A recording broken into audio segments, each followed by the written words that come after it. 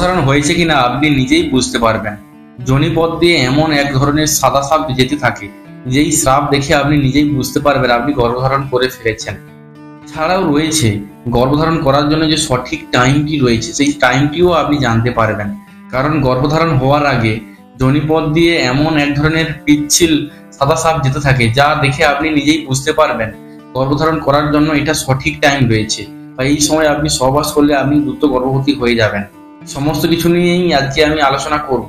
আপনি যদি নতুন হয়ে থাকেন তাহলে চ্যানেলটিকে অবশ্যই সাবস্ক্রাইব করে পাশে থাকা বেল আইকন অন করে রাখবেন, যাতে নতুন ভিডিও আসার সঙ্গে সঙ্গে আপনি সেটা দেখতে পান। গাইড চ্যানেলের পক্ষ থেকে সবাইকে অসংখ্য ধন্যবাদ জানাই। আমি রবিশঙ্কর। শুরু করতে চলেছি ভিডিওর মূল পর্ব।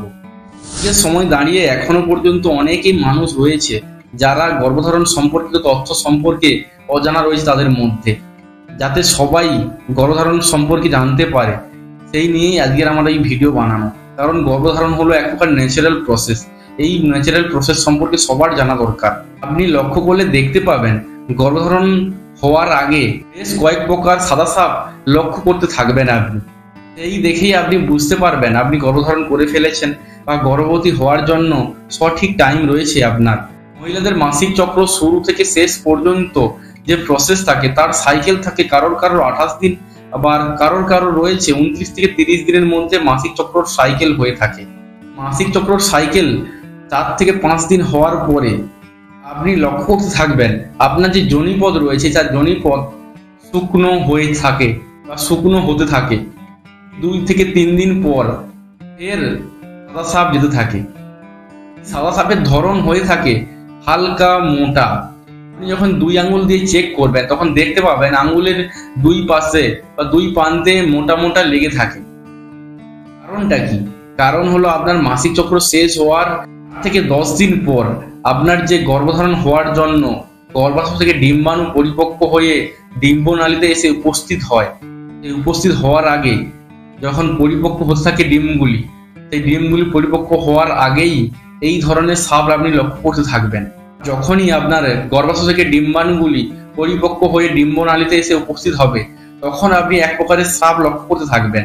এই সাদা সাপটি আপনি দেখতে পাবেন আপনি যখন যোনিপথ দিয়ে চেক করতে যাবেন, আপনি লক্ষ্য করতে থাকবেন ডিমের সাদা অংশের মতো স্বচ্ছ পিচ্ছিল সাপ আপনি লক্ষ্য করে থাকবেন।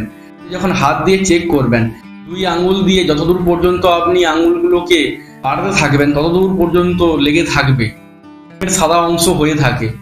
এই রকমের আপনি সাদা সাপ লক্ষ্য করতে থাকবেন, আর তখনই আপনি বুঝতে পারবেন আপনি গর্ভধারণের জন্য প্রস্তুত হয়ে গেছেন। আর আপনি যদি এই সময় সহবাস করে থাকেন তাহলে আপনি দ্রুত সময়ের মধ্যে বা অল্প সময়ের মধ্যে গর্ভধারণ হয়ে যাবেন। এই জন্য আপনাকে অবশ্যই মাথায় রাখতে হবে যখনই আপনার যোনিপথ দিয়ে এই ডিমের সাদা অংশের মতো এই ন্যায় সাদা সাপ যেতে থাকবে, তখনই আপনি বুঝতে পারবেন আপনি গর্ভধারণ করার জন্য প্রস্তুত হয়ে গেছেন। আরো লক্ষ্য করে থাকবেন আপনি যদি গর্ভধারণ করে ফেলেন তাহলে আপনি মাসিক চক্র শেষ হওয়ার 10 থেকে 12 দিন পর আপনি লক্ষ্য করবেন আপনার যোনিপথ দিয়ে সাদা সাপের ঘনত্ব ধীরে ধীরে মোটা হতে থাকবে। তখন আপনি বুঝতে পারবেন আপনি গর্ভধারণ করে ফেলেছেন। যদি সাদা সাপের ঘনত্ব ধীরে ধীরে পাতলা হয়ে বন্ধ হয়ে যায় তখন আপনি বুঝতে পারবেন আপনি গর্ভধারণ করেননি। এই জন্য আপনাকে এই সমস্ত কিছু বিষয় মাথায় রাখতে হবে। তাহলে আমরা আজকের ভিডিও থেকে কি শিখলাম? আমরা এই শিখলাম যদি মাসিক চক্র শেষ হওয়ার 8 থেকে 10 দিন পর ডিমের সাদা অংশের মতো সাদা সাপ হতে থাকে, তাহলে আপনি বুঝবেন আপনি এই সময় গর্ভধারণ করার জন্য পরিপক্ক হয়ে গেছেন বা গর্ভধারণ করার জন্য আপনার সঠিক টাইম এসে গেছে। দ্বিতীয় কি শিখলেন? দ্বিতীয় আপনি এই শিখলেন মাসিক চক্র শেষ হওয়ার 10 থেকে 12 দিন পর আপনার যদি সাদা সাপের ঘনত্ব বাড়তে থাকে বা ধীরে ধীরে মোটা হতে থাকে তখন আপনি বুঝতে পারবেন আপনি গর্ভবতী হয়ে গেছেন। যদি ভিডিওটি ভালো লেগে থাকে তাহলে চ্যানেলটিকে অবশ্যই সাবস্ক্রাইব করে পাশে থাকা বেল আইকন অন করে রাখবেন।